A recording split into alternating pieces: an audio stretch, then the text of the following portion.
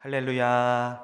네, 하나님의 은혜와 평강이 우리 모든 성도님들의 삶과 가정에 충만하시기를 기원합니다. 우리는 요즘 대림절을 보내고 있습니다. 이미 오셨던 성탄의 예수님을 기다리고 또 마지막 날에 다시 오실 예수님을 기다립니다. 그런데 우리가 여기서 놓치지 말아야 할 것은 지금도 우리와 함께 하시는 주님을 바라보는 일입니다. 그 주님의 임재를 기다리고 사모하는 일입니다. 자, 그러니 멀리 하늘에 계신 주님만을 피상적으로 기다리는 것이 아니라 우리에게 지금 이 시간도 영으로 찾아와 주시는 주님, 바로 성령 하나님, 그 주님 안에서 다시 오실 예수님을 온전히 기다릴 수 있는 우리 복된 대림절 기간 되시기를 축원드립니다. 특별히 이사야 선지자는요, 메시아가 오실 것을 예언하면서 예수님에 대해서 여러 가지 표현을 했습니다. 이사야 9장 6절 말씀 우리가 함께 읽어보도록 하겠습니다. 이는 한 아기가 우리에게 낳고 한 아들을 우리에게 주신 바 되었는데 그의 어깨에는 정사를 메었고 그의 이름은 기묘자라, 모사라, 전능하신 하나님이라, 영존하시는 아버지라, 평강의 왕이라 할 것임이라. 아멘. 이렇게 메시아에 대해서 여러 가지 표현으로 설명을 하면서 백성들로 하여금 예수님을 사모하며 기다리게 한 것입니다.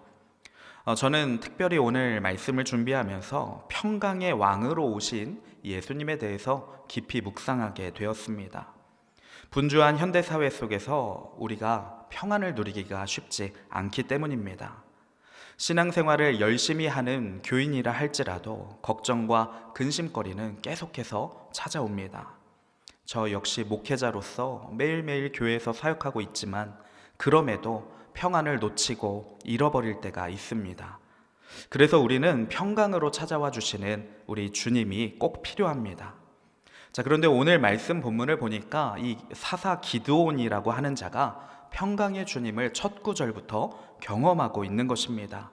우리 본문 24절 말씀 함께 읽어보겠습니다. 기드온이 여호와를 위하여 거기서 제단을 쌓고 그것을 여호와 샬롬이라 하였더라. 그것이 오늘까지 아비에셀 사람에게 속한 오브라에 있더라. 아멘. 여기서 여호와 샬롬은 잘 아시겠지만 하나님은 평강이시다 라고 하는 그런 의미입니다. 하나님의 평강은 어떠한 평강입니까? 세상에서는 경험할 수 없는, 비교할 수 없는 완벽한 평강입니다. 자, 그런데 당시 이스라엘 민족의 상황은요, 그렇지가 못했습니다. 미디안 민족에게 지배를 당하고 있었기 때문에 아주 비참한 상황 속에 있었습니다. 그런 암울한 시대의 상황 속에서도 기드온이 하나님의 평강을 깊게 경험할 수 있었다고 하는 것입니다. 자, 그렇다면 우리에게도 소망이 있습니다. 주님은 구약 때나 지금이나 동일하신 하나님이신 줄 믿습니다. 그렇기 때문에 오늘날 우리의 삶이 어려운 문제가 많이 닥쳐질지라도, 고난이 오고 분주한 일들이 찾아오고 힘겨운 시대를 보내고 있을지라도 우리 역시 주님으로 인해서 충분히 평강을 누릴 수 있다는 의미입니다. 자, 이 말씀을 우리가 믿음으로 받아서 어떠한 상황이 우리에게 닥쳐진다 할지라도 주님의 평강을 사모할 수 있고 기다릴 수 있고 누릴 수 있는 우리 모든 성도님들과 제가 되기를 간절히 소망합니다. 자, 그렇다면 기드온은 어떻게 해서 이러한 평강을 얻을 수 있을까? 오늘 말씀을 통해서 나누어 보려고 합니다.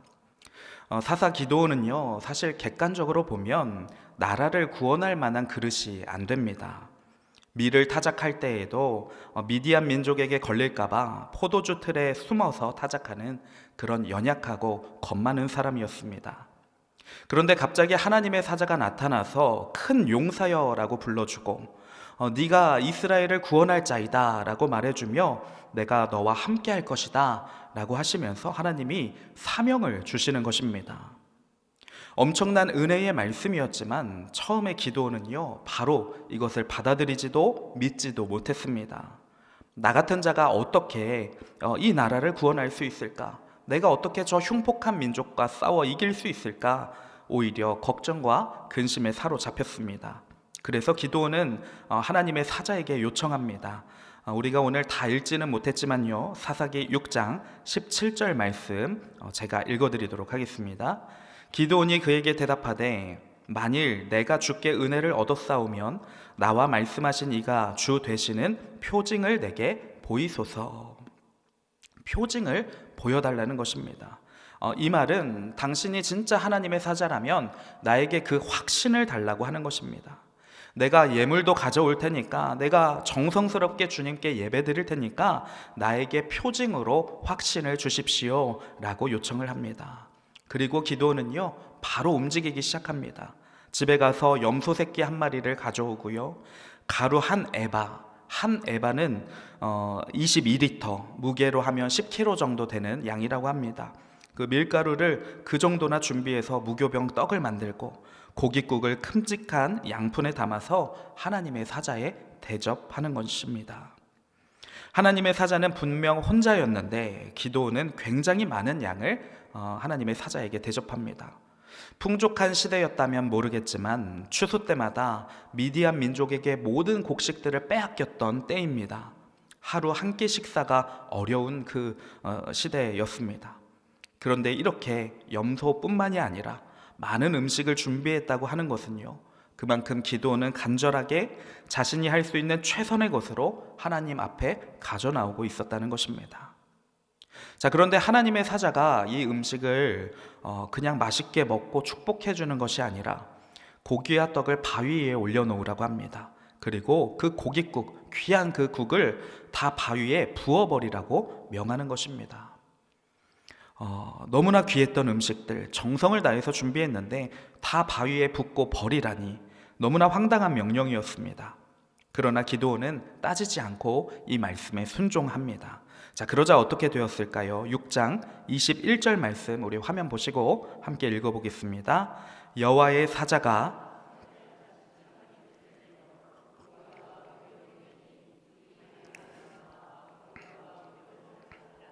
여호와의 사자는 떠나서 보이지 아니한지라.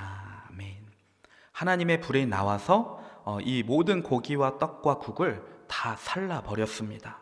그리고 하나님의 사자도 뿅 하고 사라져 버린 것입니다. 자, 재물이 불로 살라졌다는 의미는요, 하나님이 너의 예물을 잘 받으셨다라고 하는 분명한 표징이었습니다. 하나님께서 기드온의 헌신과 열정의 마음을 다 받아주셨다는 것입니다. 그렇게 기드온은 자신을 받아주시는 살아계신 하나님을 경험하게 되었습니다. 그리고 그 자리에서 바로 제단을 쌓았습니다. 그 자리에서 하나님께 온전히 예배했다라고 하는 의미입니다. 오늘 본문 24절 상반절을 제가 다시 한번 읽어드리면요, 기드온이 여호와를 위하여 거기서 제단을 쌓고 그것을 여호와 샬롬이라 하였더라 라고 하고 있습니다. 기드온은 그렇게 하나님을 경험하고 예배하면서 하나님이 주시는 참된 평안을 그 자리에서 맛보았다고 하는 것입니다. 아직 현실에 변한 것은 아무것도 없습니다. 그러나 하나님이 나의 예배를 받으셨다, 온전히 받으셨다라고 하는 확신을 얻은 것만으로요, 기드온은 세상에서 경험하지 못하는 평강을 누리게 되었다는 것입니다. 자, 이것은요 오늘날 우리에게도 동일하게 주어지는 은혜입니다. 성도님들은 지금 나의 예배를 하나님이 받으실 것이라는 확신이 있으십니까? 나의 예배를 하나님이 흠양하시고 기쁘시게 받으실 것이라는 확신이 있으십니까? 이 확신이 하나님으로부터 오는 이 확신의 은혜를 받게 되면요, 내 삶에 지금 어떠한 문제와 어려움이 있더라도 예배를 통해서 우리는 참 평강을 누릴 수 있게 된다는 것입니다. 저는 예배의 성공과 실패가 분명히 있다라고 믿습니다. 성공은 하나님이 받으시는 예배이고 실패는 하나님이 받지 않으시는 예배입니다. 성경의 여러 곳에서 분명히 하나님은 받지 않는 예배가 있다고 말씀하셨습니다. 오히려 거부하고 싫어하는 예배가 있다고도 하셨습니다. 우리 모든 성도님들은 단순히 예배를 출석만 하는 것이 아니라 꼭 하나님이 받으실 만한 진정한 예배를 올려드리시고 그로부터 나오는 하나님의 평강을 온전히 누리실 수 있기를 주님의 이름으로 축원드립니다.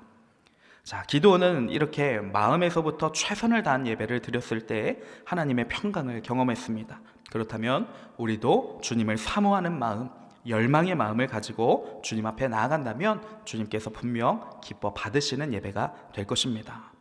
자, 그럼 하나님의 평강을 경험한 기도는 이후에 어떻게 될까요? 그날 밤 하나님께서 갑자기 이상한 명령을 하십니다. 우리 본문 25절과 26절을 함께 다시 읽어보겠습니다.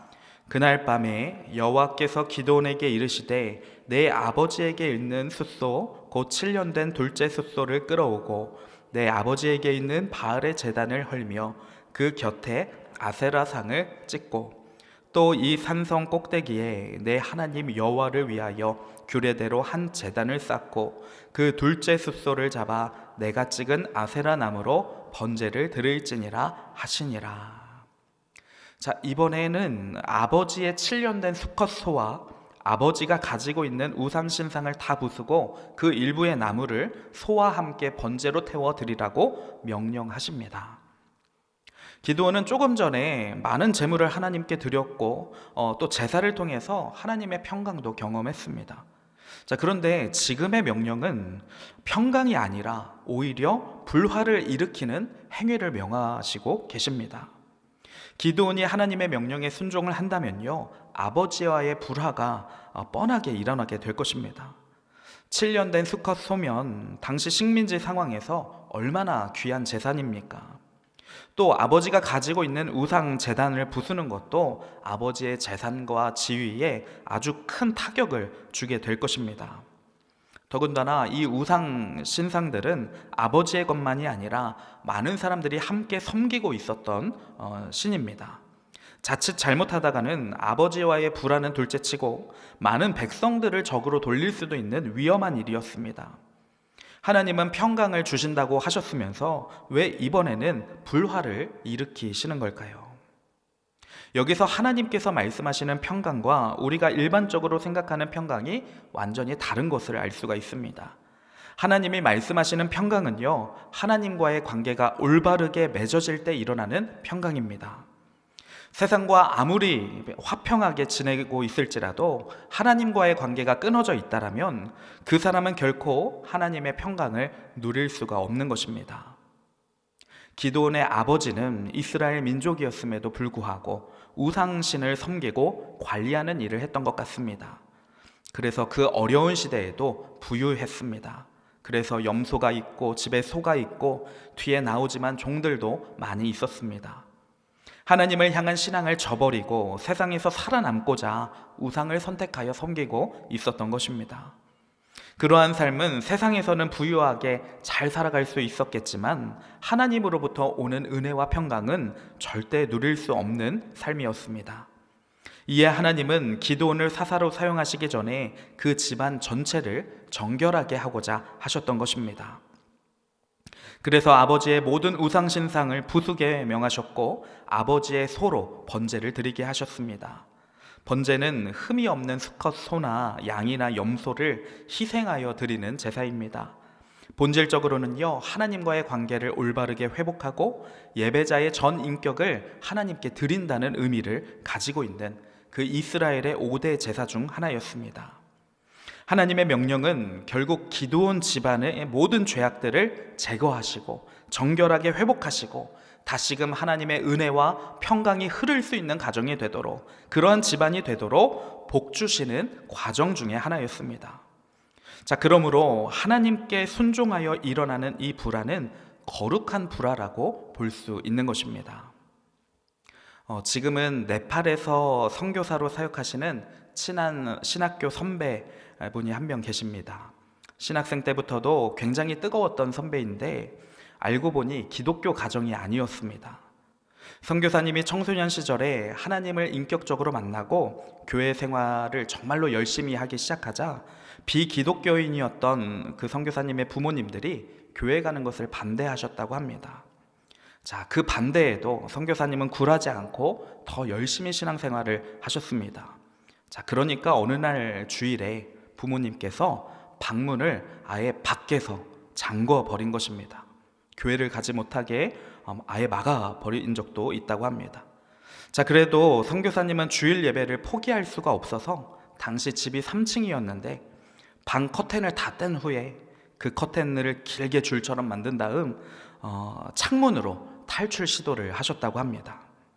자, 안타깝게도 커튼이 좀 짧아서 창문 탈출은 실패를 했지만 그 무리해서 이제 창문으로 나갔다면 또 큰 사고로 이어질 뻔도 하였습니다. 자, 그 열정에 선교사님의 부모님들은 결국 두 손 두 발을 다 들었고 교회 가는 것을 허락할 수밖에 없었고 이후에 신학교 가는 것까지 막을 수가 없었다고 합니다. 그리고 그 이후에는 갈등이, 그 이후에도 수많은 갈등이 있었지만 그리고 이후에는 부모님도 결국은 예수님을 믿으시고 받아들이시고 신앙생활을 잘 하시게 되었습니다. 자, 이처럼 하나님께 순종하고자 할 때에요, 가끔씩은 사람들과 불화가 일어나기도 하고 어려운 일이 생기기도 합니다. 자, 그래서 예수님께서도 마태복음 10장 34절과 35절에서 이러한 말씀을 하시기도 하셨습니다. 우리 화면을 보고 함께 읽어보도록 하겠습니다. 내가 세상에 화평을 주러 온 줄로 생각하지 말라. 화평이 아니요 검을 주러 왔노라. 내가 온 것은 그 사람이 그 아버지와 딸이 어머니와 며느리가 시어머니와 불화하게 하려 함이니. 예수님께서 승천하시고 예수님을 믿는 초대 교인들은 얼마 안가 유대 공동체에서 박해를 당하고 쫓겨나야 했습니다. 때로는 가장 사랑하는 가족들에게도 버림을 받고 갈라져야 했습니다. 자, 그렇다고 물론 안 믿는 가족과 당연히 우리가 불화를 일으켜서라도 신앙생활을 막 해야 된다, 그 말이 절대로 아닙니다. 우리는 안 믿는 가족과 지인들과 지혜롭게 관계를 잘 맺어야 할 것입니다. 최대한 갈등이 없이 좋은 관계를 통해서 하나님의 사랑을 전해 주어야 합니다. 다만 하나님의 관계가 우선시 되어야 하는 것입니다. 하나님의 말씀에 순종하는 것을 더 중요시 여겨야 한다는 것입니다. 그렇게 순종하다 보면 때로는 어쩔 수 없이 관계에 불화가 생기기도 합니다. 그러나 하나님은 그 순종을 다 선하게 사용하셔서 결국에는 또 참 평안과 화목을 이루어 주시는 분이십니다. 예수님께서도 성전 정화 사건을 통해서 장사치들의 상과 의자들을 다 돌로 엎으시고 화를 내신 적이 있었습니다. 하나님의 뜻이었기 때문입니다. 덕분에 당시 종교 지도자들과는 이 갈등이, 관계가 아주 극에 달하게 되었습니다. 그리고 그들과의 불화의 끝에 결국 예수님은 십자가를 지시게 된 것입니다. 그런데 그 십자가를 통해서 예수님은 온 인류의 구원의 길을 여셨습니다. 어떻게 보면 그 종교 지도자들과의 불화와 갈등을 통해서 모든 사람들이 하나님의 참 평강에 이르는 그 길이 열리게 된 것입니다. 예수님은 바리새인들과의 화평보다 하나님의 뜻을 우선시하셨고 순종하는 일에 더 중요시 여기셨기 때문에 이러한 하나님의 역사가 일어났습니다. 기도원도 역시 마찬가지였습니다. 분명 아버지와 주민들과의 불화를 예상했지만 그럼에도 하나님의 말씀에 순종하는 것입니다. 다만 낮에 실행할 용기가 없어서 밤에 은밀하게 이 일을 행합니다. 우리 본문 27절 말씀도 우리가 함께 읽어보겠습니다. 이에 기드온이 종 10사람을 데리고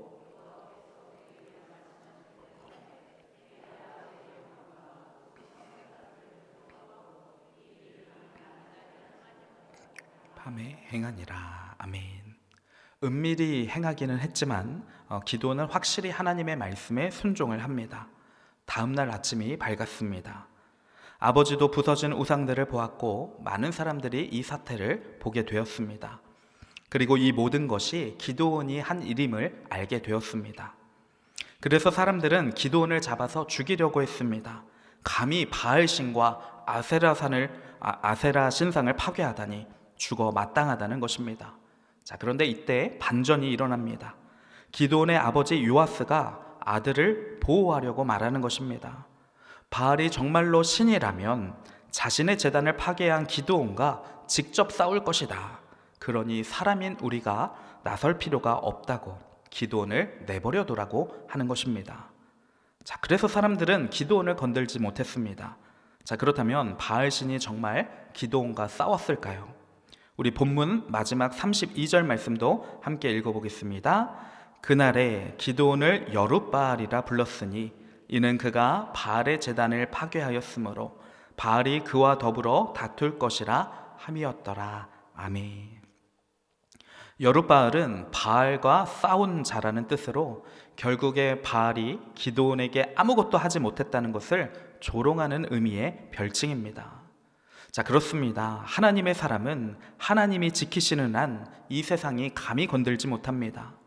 사도 바울 같은 경우에도 수많은 죽음의 위협이 그가 전도 여행할 때 늘 있었지만 그가 로마로 가서 복음을 전할 때까지 하나님은 기적을 일으키셔서라도 바울을 지키셨습니다. 예수님께서도 유대 종교 지도자들로부터 수많은 시기와 질투들을 일찍이 받고 계셨지만 십자가를 지시기까지는 그 누구도 예수님을 건들지 못했습니다. 이처럼 하나님은 자신의 백성을 지키시고 평강을 주시는 분이십니다. 주님의 사람은 사명을 완수하기 전까지는 절대로 죽을 수 없는 것입니다. 물론 심한 박해를 당하고 끝내 순교를 당하는 이들도 있습니다. 그러나 성경은 말씀합니다. 그의 영혼은 그 누구도 건들지 못한다고 말입니다. 하나님은 우리의 영혼을 눈동자와 같이 지키신다라고 말씀하십니다. 자, 이런 평강의 하나님, 우리를 지키시는 하나님을요, 우리는 기드온처럼 예배를 통해서 또 말씀의 순종함을 통해서 더 깊게 경험할 수 있게 될 것입니다. 그리고 또한 다시 이 땅에 오셔서 완전한 평강의 나라를 세우실 예수님을 기다리는 이 복된 대림절기를 우리가 은혜롭게 더 주님을 깊게 만나며 보내실 수 있기를 주님의 이름으로 축원을 드립니다.